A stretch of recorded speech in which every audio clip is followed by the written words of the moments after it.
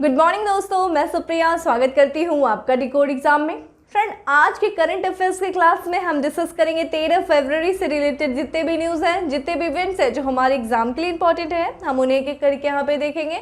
तो आइए दोस्तों स्टार्ट करते हैं आज की क्लास। और आज की क्लास स्टार्ट करने से पहले हम कल के पूछे गए प्रश्नों के उत्तर को देख लेते हैं। कल मैंने आपसे ग्रेट रेनेसा डैम के बारे में पूछा था कि इस डैम यानी कि इस बांध को किस देश के द्वारा बनवाया जा रहा है और इस बात के कारण किन देशों के बीच में जो है वो विवाद है। तो इसका करेक्ट आंसर था इथोपिया। बहुत से लोगों ने बहुत अच्छा आंसर किया और बहुत अच्छा लगता है, आप लोग काफ़ी अच्छा आंसर करते हैं मुझे। तो यहाँ पे इथोपिया के द्वारा जो है ग्रेट रेनेसा डैम का निर्माण किया जा रहा है। किस नदी पर? ब्लू नील रिवर पे जो है इसका निर्माण किया जा रहा है। और इस डैम के कारण जो है अफ्रीका के 3 देश यानी कि इथोपिया, सूडान और इजिप्ट के बीच में इस बांध को लेकर के विवाद चल रहा है। ठीक है, ये देखा जाए, ये जो ब्लू नील है और यहाँ पे दोस्तों जो व्हाइट नील है, ये दोनों मिल करके जो सूडान की राजधानी खार्तूम में ये दोनों रिवर मिलकर कौन सा नदी बनाती हैं? नील रिवर जो है बनाती हैं, जिसे हम मिस्र का वरदान कहते हैं इस रिवर को। ठीक है, तो यही था आपका। बाकी इसके बारे में इन डेप्थ हम नहीं जाएंगे, ऑलरेडी इसके बारे में हम लोगों ने चर्चा किया था। ये सिर्फ आपका एक रिविजन था। अब आते हैं आज के सेशन पे और हम अपने पहले प्रश्न पे चलते हैं कि भारतीय रिजर्व बैंक ने हाल ही में रेपो रेट में कोई बदलाव नहीं करते हुए इसे कितने प्रतिशत पर बरकरार रखने की घोषणा की है? 2%, 3%, 4% या फिर 5%? Correct answer is C. ठीक है, 4% पे जो देखा जाए तो रेपो रेट को बरकरार रखा गया है रिजर्व बैंक ऑफ इंडिया के द्वारा। तो यहाँ पे हाल ही में भारतीय रिजर्व बैंक की द्विमासिक नीति की घोषणा की गई है और इस नीति में देखा जाए आरबीआई ने जो है अपनी प्रमुख ब्याज दरों में कोई भी बदलाव नहीं करा है। ठीक है, इसमें जो है मौद्रिक नीति समिति ने जो है सर्वसम्मति से रेपो रेट को 4% पे और रिवर्स रेपो रेट को देखा जाए तो 3.35% पर यथावत ही रखा है। जैसा था वैसा ही रखा गया, कोई बदलाव नहीं किया गया है। द्विमासिक मौद्रिक नीति समीक्षा बैठक के बाद जो है रिजर्व बैंक ऑफ इंडिया के गवर्नर शक्तिकांत दास ने बताया कि बैंक दर यानी कि बैंक रेट और मार्जिनल स्टैंडिंग फैसिलिटी MSF दर में कोई बदलाव नहीं किया गया और यह भी देखा जाए तो 4.25% पे ही रहेगा। ये देख लीजिए, दो दरें हैं जिनमें कोई बदलाव नहीं किया गया है। तो जिसमें देखा जाए तो रेपो रेट देखा जाए तो 4% पे, वहीं रिवर्स रेपो रेट देखा जाए तो 3.35% पे है। सीमांत अस्थायी सुविधा यानी कि मार्जिनल स्टैंडिंग फैसिलिटी और साथ ही साथ बैंक दर, ये दोनों देखा जाए सेम है। कितना है? 4.25% पे है। 4.25% आपका बैंक रेट है। CRR जो कि 4% पे है और वहीं पे SLR की बात करें दोस्तों तो 18% पे ये सारे जो है दरें हैं। तो ये अभी यथावत ही बरकरार रखी गई इस बार में भी। ठीक है, यहाँ पे आरबीआई देखा जाए तो वित्त वर्ष 2023 के लिए जो वास्तविक GDP विकास दर कितना अनुमानित किया है? तो 7.8% पे रहने का अनुमानित किया गया और चालू वित्त वर्ष 2022 के लिए जो वास्तविक GDP वृद्धि का अनुमान कितने प्रतिशत पे रखा गया है? तो 9.2% पर जो है ये रखा गया है चालू वित्त वर्ष के लिए। तो चालू वित्त वर्ष 2022 के लिए 9.2% और वहीं पे देखा जाए तो 2023 के लिए जो वास्तविक GDP विकास दर है वो आरबीआई के द्वारा 7.8% जो है वो अनुमान लगाया गया है। ठीक है, तो ये था आपका कुछ संबंधित जो है इस बार की जो देखा जाए तो मौद्रिक नीति थी। आरबीआई के गवर्नर दोस्तों कौन है? ये है शक्तिकांत दास हैं, 25वें नंबर पे हैं। ठीक है, 25वें इनका अगर क्रम देखा जाए तो ये 25वें हैं। तो ये चीज़ इंपॉर्टेंट थी। अब हम आते हैं अपने अगले प्रश्न पर और हमारा अगला प्रश्न है कि निम्नलिखित में से किस राज्य ने गैर कानूनी धर्मांतरण रोकथाम विधेयक 2022 के मसौदे को मंजूरी दी है? हरियाणा, उत्तर प्रदेश, कर्नाटक या फिर Maharashtra? Correct answer is D, माफ करिएगा, करेक्ट आंसर इज ए है। हरियाणा सरकार के द्वारा देखा जाए तो गैर कानूनी धर्मांतरण रोकथाम विधेयक के मसौदे को मंजूरी दिया गया है। तो गैर कानूनी तरीके से जो धर्मांतरण कराया जाता है उसको रोकने के लिए ये विधेयक जो है लाया गया है। किसके सर द्वारा? हरियाणा सरकार के द्वारा। तो यहाँ पे हरियाणा सरकार ने गैर कानूनी धर्मांतरण रोकथाम विधेयक 2022 यानी कि prevention of unlawful conversion bill 2022 के मसौदे को मंजूरी दे दिया है। इस बिल में देखा जाए दोस्तों तो गलत बयानी, गलत प्रभाव, जबरदस्ती, प्रलोभन या किसी तरह के कपट से शादी हेतु प्रभावित करना अब अपराध होगा। ठीक है, तो जैसा कि दोस्तों काफ़ी जो पिछले कई दिनों से ये देखा जा रहा था कि दूसरे धर्म के लोगों को धर्म परिवर्तन कराकर अपने धर्म को बढ़ावा देने के मामले जो हैं कई समय से आ रहे थे सामने। जिसमें देखा जाए लोग दूसरे धर्म के व्यक्ति से या फिर अपने ही धर्म को गलत तरीके से पेश करके लोग शादी करते थे। वहीं कई बार ऐसे भी कई दोस्तों मामले आए हैं जिसमें ये देखा गया कि शादी के बाद दूसरे धर्म को अपनाने के लिए भी जबरदस्ती की गई। तो इन सब को ध्यान में रखते हुए हरियाणा सरकार ने जो गैर कानूनी धर्मांतरण रोकथाम विधेयक के द्वारा ऐसे मामलों को रोकने का प्रयास किया है। और इस विधेयक में देखा जाए जो हरियाणा सरकार के द्वारा जो विधेयक को मंजूरी दी गई है, मसूदे को मंजूरी दिया गया, जिसका नाम है गैर कानूनी धर्मांतरण रोकथाम विधेयक 2022। इसमें देखा जाए जितने भी अवयस्क होंगे, जो महिलाएं होंगी, जो अनुसूचित जातियां होंगी, जो अनुसूचित जनजातियां होंगी, उनके साथ अगर जबरन धर्मांतरण किया जा रहा है तो ऐसी चीजों को अपराध माना जाएगा और इसके लिए जो है सजा का प्रावधान इसमें शामिल किया गया है। यहाँ पे देखा जाए इस बिल के जरिए जो है राज्य में अवैध धर्म परिवर्तन पर रोक लगाए जाने का प्रस्ताव जो है वो पास किया गया है कि कोई भी अगर अवैध तरीके से किसी का धर्म परिवर्तन कराने का प्रयास कर रहा है तो इसे अपराध माना जाएगा और ऐसे लोगों को दंडित किया जाएगा, उनको सजा दी जाएगी। ये देखा जाए ये विधेयक नागरिकों को धार्मिक स्वतंत्रता प्रदान करता है। इसके तहत देखा जाए संविधान के अनुच्छेद 25, 26, 27 और 28 के तहत स्वतंत्र धर्म की स्वतंत्रता के अधिकार, right to freedom of religion की गारंटी दी जाएगी, जिसका उद्देश्य क्या है, भारत में धर्मनिरपेक्षता के सिद्धांत को बनाए रखना है। यहाँ पे देखिए हमने अनुच्छेद की बात किया, आप मुझे बताएं इस अनुच्छेद को संविधान के किस भाग में शामिल किया गया है। ठीक है, ये जो आपका जो धर्म की स्वतंत्रता का अधिकार है ये किस भाग में जो है शामिल किया गया है, संविधान के कॉन्स्टिट्यूशन के किस पार्ट में है, आप मुझे ये कमेंट बॉक्स में आंसर करिए। ठीक है, अब हम अगले प्रश्न पे बढ़ते हैं और अगला प्रश्न है हमारा कि हाल ही में चर्चा में रहा द्वीप डियागो गार्सिया किस महासागर में स्थित है। बहुत बार चर्चा किया गया है, आपसे डियागो गार्सिया के बारे में फिर से चर्चा कर रहे हैं और ये बताइए किस महासागर में स्थित है। मुझे लगता है सब लोग को याद हो गया होगा, प्रशांत महासागर, हिंद महासागर, अटलांटिक महासागर या फिर आर्कटिक महासागर। करेक्ट आंसर इज हिंद महासागर में स्थित है दोस्तों डियागो गार्सिया। ठीक है, इसको तो आप लोग गलत करके ही मत आना, अगर एग्जाम में ये प्रश्न आ गया, इतनी बार डिस्कस किया गया है, बिल्कुल आप लोग को याद हो जाना चाहिए, इस समय कंठस्थ हो जाना चाहिए चीजें। तो डियागो गार्सिया देखा जाए तो यूनाइटेड किंगडम के एक विदेशी क्षेत्र के रूप में ब्रिटिश हिंद महासागर क्षेत्र में स्थित है। देखा जाए अगर इसकी लोकेशन देखो, ये हिंद महासागर है और यहाँ पे देखा जाए तो डियागो गार्सिया है। डियागो गार्सिया दोस्तों यहाँ है हिंद महासागर में, ब्रिटिश का ब्रिटेन देखेंगे तो यूरोप में, और ये देखा जाए एक तरीके से ये ब्रिटेन का क्षेत्र है, कहाँ पे, यहाँ पे हिंद महासागर में। ठीक है, तो यहाँ पे जो है और इसे जो है ब्रिटिश क्या बुलाता है, ब्रिटेन क्या नाम रखता है, ब्रिटिश हिंद महासागर क्षेत्र के नाम से बुलाता है। यहाँ पे देखा जाए ये जो है डियागो गार्सिया वो चागोस द्वीप समूह के 60 छोटे द्वीपों में सबसे बड़ा है। ठीक है, तो यहाँ जो है चागोस जो है आर्किपेलागो, उसमें देखा जाए जो सबसे बड़ा द्वीप है, ये एक तरीके से 60 द्वीपों का समूह है और इसमें जो सबसे बड़ा द्वीप है वो है डियागो गार्सिया, जो कि एक ब्रिटिश क्षेत्र है हिंद महासागर में। इसमें देखा जाए ये क्षेत्र की अगर थोड़ा सा हम इतिहास देखें तो इसको जो है इस द्वीप को खोजा गया था सबसे पहले पुर्तगालियों के द्वारा, और ये पुर्तगाली जो है इस द्वीप को खोजने वाले पहले यूरोपी थे। फिर 1790 के दशक में इस द्वीप को फ्रांसीसियों के द्वारा बसाया गया और नेपोलियन के काल में इसे युद्धों के बाद इसे ब्रिटिश शासन में मिला लिया गया। ठीक है, और यहाँ पे देखा जाए तो 1965 में ब्रिटेन ने चागोस द्वीप समूह को मॉरिशस से अलग कर दिया और डियागो गार्सिया पर संयुक्त राज्य अमेरिका के साथ एक संयुक्त सैन्य अड्डा स्थापित किया। देखिए यहाँ पे अभी कुछ समय पहले, यानी कि बात है 2019 की बात है दोस्तों, अंतर्राष्ट्रीय न्यायालय ने जो है ब्रिटेन को ये भी कहा था कि वो चागोस द्वीप समूह को खाली करे और उसे मॉरिशस को लौटा दे, लेकिन अंतर्राष्ट्रीय न्यायालय के फैसले के खिलाफ जाते हुए ब्रिटेन ने जो है इस फैसले की एक तरीके से एक्सेप्ट नहीं किया और मॉरिशस को उसने ये जो है द्वीप नहीं दिया, क्योंकि ये मॉरिशस के ही भाग में ये देखा जाता है। यहाँ पे आप देख रहे हैं कि किस तरीके से मॉरिशस के एक भाग को ब्रिटेन ने अलग किया और ना सिर्फ अलग किया बल्कि इसे अमेरिका को लीज पे दे दिया। ठीक है, 100 वर्षों के लिए लीज पे दिया था। ऐसे करके ब्रिटेन जो है इस द्वीप समूह को लंदन की संपत्ति मानता है और चर्चा का कारण ये है कि अभी हाल फिलहाल में ये जो ब्रिटेन ने इस द्वीप को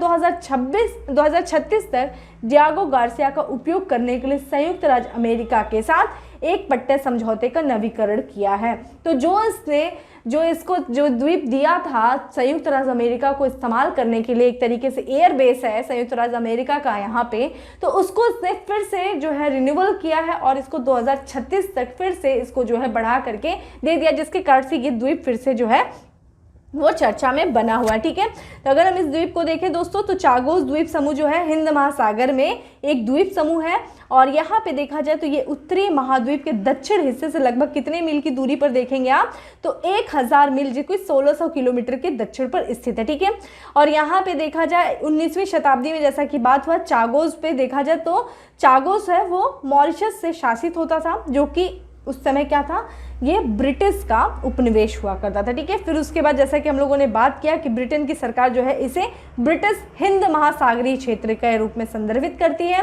अंतर्राष्ट्रीय न्यायालय का फैसला भी आया वर्ष 2019 में, लेकिन उसको नहीं माना गया और हाल फिलहाल में ये द्वीप जो है फिर से चर्चा का कारण बना हुआ है। ठीक है, अब हम आते हैं अगले प्रश्न पर और हमारा अगला प्रश्न है कि निम्नलिखित में से किसके द्वारा कृषि और जल संसाधन के क्षेत्र में बेहतर प्रदर्शन करने वाले आकांक्षी जिलों की घोषणा की गई है?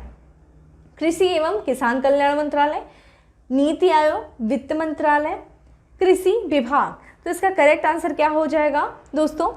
इसका जो करेक्ट आंसर हो जाएगा ए हो जाएगा। ठीक है, कृषि एवं किसान कल्याण मंत्रालय के द्वारा जो है वो इसकी घोषणा किया गया है आकांक्षी, ठीक है, बेहतर प्रदर्शन करने वाले आकांक्षी जिलों की जो है वो घोषणा की गई है। माफ करिएगा दोस्तों, इसका जो करेक्ट आंसर है वो है नीति आयोग। ठीक है, नीति आयोग के द्वारा जो है कृषि और जल संसाधन के क्षेत्र में बेहतर प्रदर्शन करने वाले आकांक्षी जिलों की घोषणा की गई है। तो नीति आयोग के द्वारा कृषि और जल संसाधन के क्षेत्र में 5 सबसे बेहतर प्रदर्शन करने वाले आकांक्षी जिलों की घोषणा की गई है।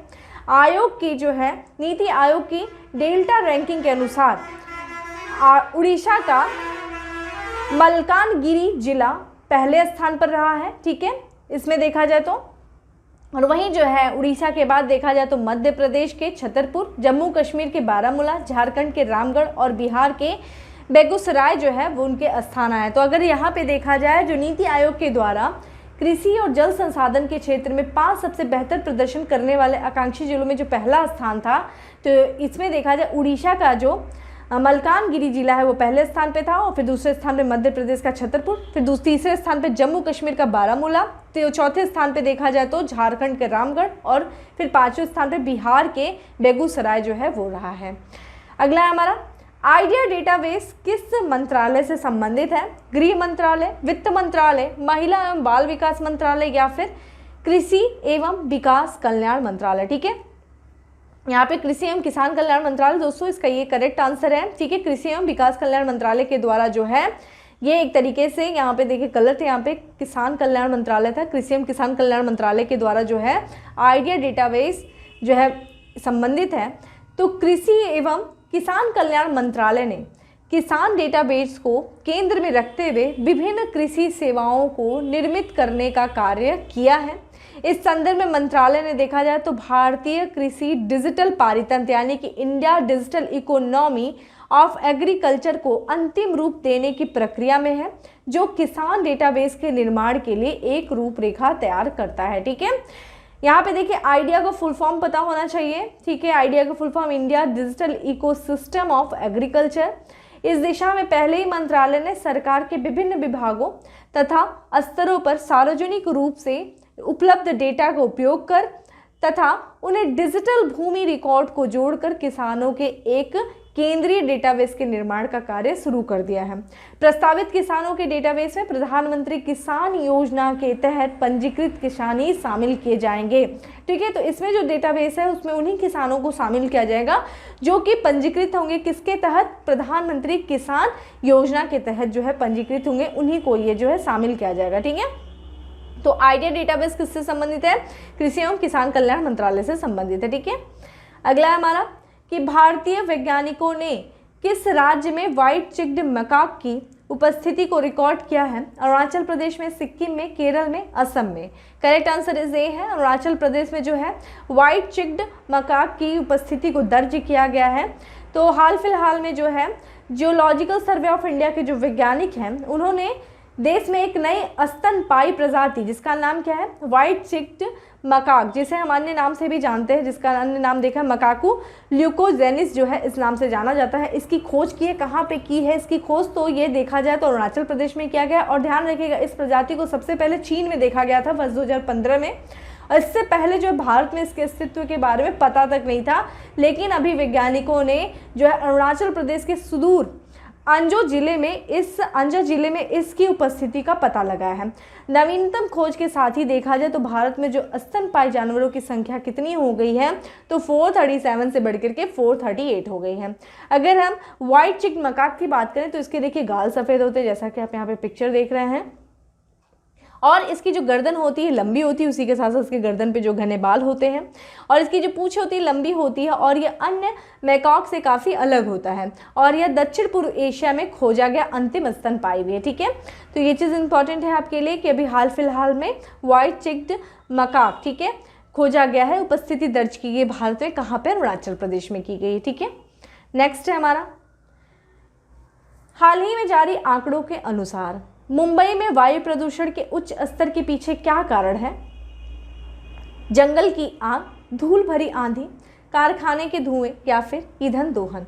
Correct answer is B. ठीक है, धूल भरी आंधी का जो है, धूल भरी आंधी वहाँ पे आई थी, जिसके कारण जो है मुंबई का वायु प्रदूषण का स्तर काफ़ी ऊंचा हो गया था। तो यहाँ पे 6 फरवरी 2022 में मुंबई में प्रदूषण का उच्च स्तर जो है वो दर्ज किया गया है। और अगर देखा जाए वायु गुणवत्ता सूचकांक, एयर क्वालिटी इंडेक्स की रीडिंग के अक्सर में देखा जाए तो 300 से ऊपर जो है ये प्रदूषण चला गया था। 6 फरवरी में मुंबई का जो है देखा जाए एयर क्वालिटी इंडेक्स में 316 था, वहीं 7 फरवरी में बढ़कर के 318 पे पहुंच गया था। और अगर हम देखें 301 से लेकर के 400 के बीच का जो एयर क्वालिटी इंडेक्स होता है वो किसको जो है वर्गीकृत करता है? लाल या फिर बहुत खराब। तो कहीं का भी जो वायु प्रदूषण में अगर एयर क्वालिटी इंडेक्स है वहाँ पे 300 से 400 के बीच में जो अगर रीडिंग है तो ये बहुत ही खराब मानी जाती है, जिसमें कि आप देख रहे हैं उस समय 6 और 7 फरवरी में मुंबई की अगर रीडिंग देखी जाए एयर क्वालिटी इंडेक्स में तो 316 318 तक पहुंच गई है। ये देखा जाए the system of the air quality and weather forecasting and research, SAFAR का फुल फॉर्म आपको पता होना चाहिए। सफर के अनुसार देखा जाए तो मुंबई में उच्च प्रदूषण 2 सप्ताह से भी कम समय में दूसरी धूल भरी आंधी का परिणाम है। ये आंधी, ये जो तूफान था, ये 3 फरवरी 2022 को अफगानिस्तान, पाकिस्तान और राजस्थान के सीमावर्ती क्षेत्र में उत्पन्न हुआ था, जिसके कारण जो है इस तूफान के कारण जो धूल भरी आंधी आई, और इस धूल भरी आंधी के कारण जो है महाराष्ट्र यानी कि मुंबई में जो है एयर पॉल्यूशन जो है वो काफ़ी ज़्यादा बढ़ गया था। ठीक है, अब आते हैं हम अपने अगले प्रश्न पे, और हमारा अगला प्रश्न है कि निम्नलिखित में से कौन सा उपग्रह भारतीय अंतरिक्ष अनुसंधान संगठन इसरो द्वारा निष्क्रिय कर दिया गया है? INSAT 4D, INSAT 4C, INSAT 4B या फिर इनसेट 4A। तो इसका करेक्ट आंसर दोस्तों क्या हो जाएगा? इसका करेक्ट आंसर हो जाएगा सी, हो जाएगा इनसेट 4B जो है वो इसरो के द्वारा जो है निष्क्रिय कर दिया गया है। तो भारतीय अंतरिक्ष अनुसंधान संगठन इसरो ने इनसेट 4B को निष्क्रिय कर दिया गया। और इनसेट 4B देखा जाए तो ये एक संचार उपग्रह था, और ध्यान रखिएगा ये भारतीय राष्ट्रीय उपग्रह प्रणाली का हिस्सा था। ठीक है, तो इनसेट 4B क्या था? एक संचार उपग्रह था, इसी के साथ साथ ये भारतीय राष्ट्रीय उपग्रह प्रणाली का हिस्सा था, और इसको हाल फिलहाल में इसरो के द्वारा जो है निष्क्रिय या फिर डीकमीशन कर दिया गया है। अगर हम इनसेट 4B की बात करें तो इनसेट 4B को यूएन और inter agency space debris coordination committee द्वारा अनुशंसित अंतरिक्ष मलबे के समन दिशा निर्देशों का पालन करने के लिए सेवा मुक्त कर दिया गया है। इसरो की दोस्तों बात करें तो इस समय इसरो के जो अध्यक्ष और अंतरिक्ष सचिव हैं उनका नाम है डॉक्टर एस सोमनाथ है। इसरो का मुख्यालय जो है बेंगलुरु जो है कर्नाटक में है, और इसकी स्थापना 15 अगस्त को हुई थी, 1969 में हुई थी। ठीक है, अगले प्रश्न में बढ़ते हैं, और हमारा अगला प्रश्न है कि निम्नलिखित में से किस अंतरिक्ष एजेंसी ने सूचित किया है कि उसके उपग्रह सौर तूफान से प्रभावित हो रहे हैं? नासा, इसरो, स्पेसएक्स या फिर जाक्सा।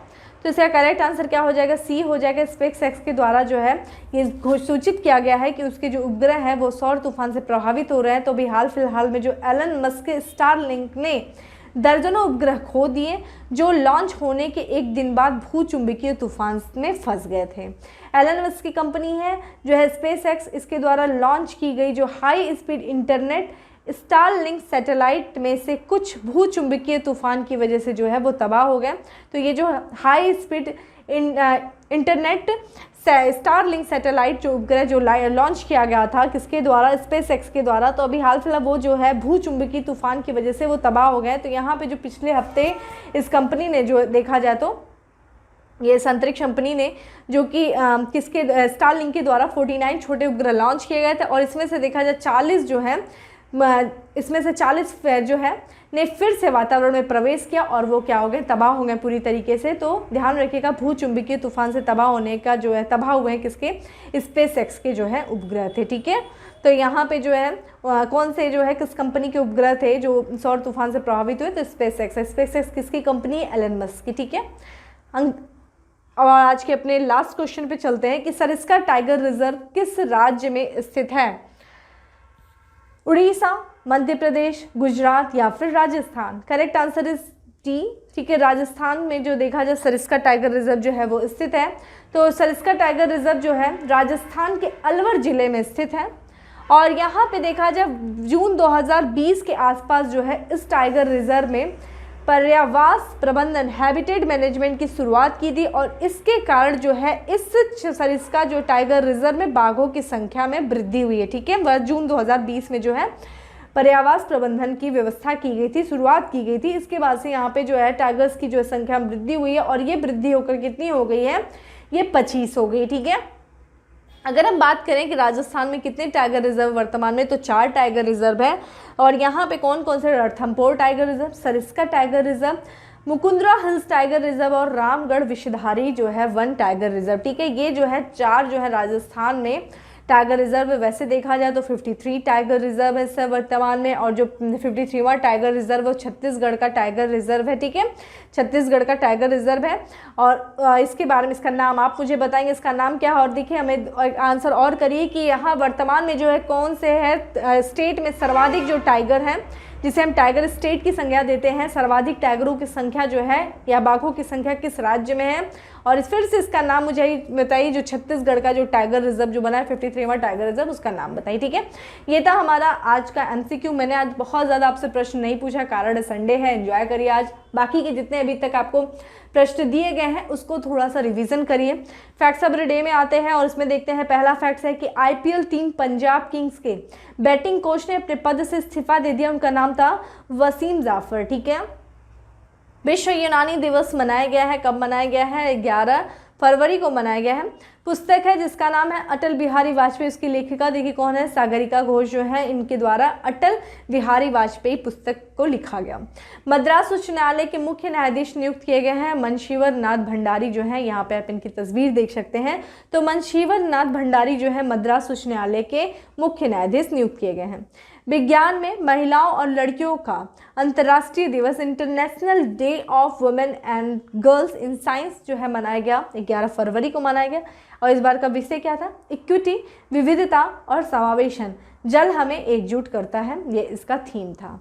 अगला है हमारा 18वें स्वर्गीय माधव राय लिमे पुरस्कार से किसे नवाजा गया है, तो केंद्रीय सड़क और राजमार्ग मंत्री नितिन गडकरी को। यूजीसी के नए अध्यक्ष के रूप में नियुक्त किया गया, किसे नियुक्त किया गया, श्री एम जगदीश कुमार को जो है यूजीसी यूनिवर्सिटी ग्रांट कमीशन जो है उनके अध्यक्ष के रूप में इनको नियुक्त किया गया है, ठीक है। तस्वीर आप देख सकते हैं। अगला है देवाशीष पांडा की जगह वित्तीय सेवा विभाग का नया सचिव बनाया गया, किसे बनाया गया, संजय मल्होत्रा को बनाया गया। और फार्मा कंपनी ने कोरोना का पहला नोजल स्प्रे लॉन्च किया, तो किस फार्मा कंपनी ने, तो ग्लैंडमार्क फार्मास्यूटिकल्स के द्वारा जो है कोरोना का पहला नोजल स्प्रे लॉन्च किया गया है।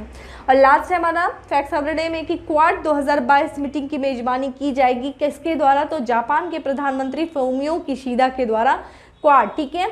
क्वाड जो में कौन कौन से देश दोस्तों शामिल हैं, तो यहाँ पे देखा जाए क्वाड जो कि क्वाड्रिलेटरल, यहाँ पे 4 देशों में देखने को मिलते हैं, अमेरिका मिलता है, इंडिया मिलता है, जापान और चौथा आपका ऑस्ट्रेलिया, ठीक है, क्वाड, ठीक है। और आ जाते हैं हम उत्तर प्रदेश स्पेशल पे। हमारा उत्तर प्रदेश स्पेशल में पहला है कि हाल ही में सचिन नाथ सन्याल की 80वीं पुण्यतिथि जो कि 7 फरवरी को मनाई गई। इनका जन्म कहाँ पे हुआ था, वाराणसी में हुआ था, ठीक है। ये क्रांतिकारी थे और इनके जो है 80वीं पुण्यतिथि मनाई गई 7 फरवरी को। इनका जन्म वाराणसी, उत्तर प्रदेश के वाराणसी में। लखनऊ में भारत की पहली पैरा बैडमिंटन अकादमी का शुभारंभ किया गया, किसके द्वारा किया गया, तो ये गौरव खन्ना के द्वारा किया गया, जो कि ये पैरा बैडमिंटन खिलाड़ी थे, इसके साथ ये कोच भी रह चुके थे। अगला हमारा हाल ही में जारी भारत प्रेस स्वतंत्रता रिपोर्ट में पत्रकारों पर हुए हमले की दृष्टि से उत्तर प्रदेश का स्थान कौन सा था, दूसरा था शीर्ष स्थान पे दोस्तों कौन सा था, जम्मू कश्मीर था। हम लोगों ने इसके बारे में चर्चा किया था। उत्तर प्रदेश क्रिकेट एसोसिएशन के अध्यक्ष बने निधि पंती सिंघानिया जो है उत्तर प्रदेश क्रिकेट एसोसिएशन के अध्यक्ष बनाए गए हैं। और लास्ट है दिव्यांगजन केंद्र की स्थापना की गई है कहाँ पे? प्रयागराज के नेहरू ग्राम भारती मानद विश्वविद्यालय में दिव्यांगजन केंद्र की स्थापना की गई है। तो दोस्तों इस तरीके से था आज का हमारा करंट अफेयर्स। थोड़ा सा मेरे बैकग्राउंड से थोड़ा बहुत आपको कुछ साउंड ऐसे आ रहे होंगे हाईवे पे एक्चुअली, तो उसके लिए मुझे माफ़ करिएगा। थोड़ा सा एक्चुअली आज समस्या थी, लेकिन क्लास काफ़ी ज़्यादा ज़रूरी थी, तो साउंड जो बैकग्राउंड था उस पर ध्यान नहीं दीजिएगा, बल्कि जो आपके क्लासेस जो चली है उसमें कुछ जो इंपॉर्टेंट चीज़ें थी उस पर ध्यान दीजिएगा। बाकी जो आपको क्वेश्चन जो मैंने आज बहुत कम क्वेश्चन आपसे पूछे हैं, कारण था कि आज तो संडे है, रिवीजन करिए जितनी भी सारी चीज़ें आपको पढ़ाई गई हैं। और बाकी इससे संबंधित जो कुछ भी पीडीएफ जो आपको करंट अफेयर से संबंधित जो पीडीएफ है उसका लिंक जो है उसको आप टेलीग्राम पे वो जो है अवेलेबल होता है, जिसका लिंक आपको डिस्क्रिप्शन बॉक्स में दिया हुआ है। जाइए डाउनलोड करिए, रिवीजन करिए, साथ ही साथ लोगों को जो है शेयर करिए। अच्छा लगा हो तो लाइक करिए, चैनल पे पहली बार आए तो सब्सक्राइब करिए। फिर मिलते हैं नेक्स्ट सेशन में, तब तक के लिए bye, have a good day, stay safe and stay happy.